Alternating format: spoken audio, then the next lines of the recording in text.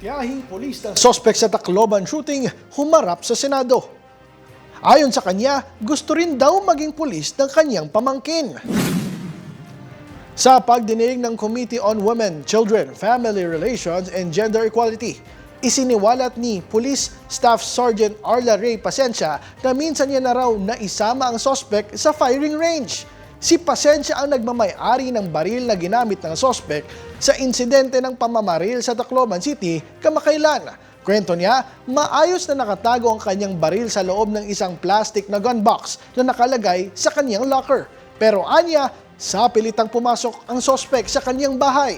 Sa bintana ito dumaan at kinuha ang kanyang service firearm. Bagamat batid niya ang pamantayan para makonsidera ang isang lalagyan na safety vault, inamin niyang ligtas ang pinaglalagyan ng baril dahil mag-isa lamang siyang nakatira sa kanyang bahay.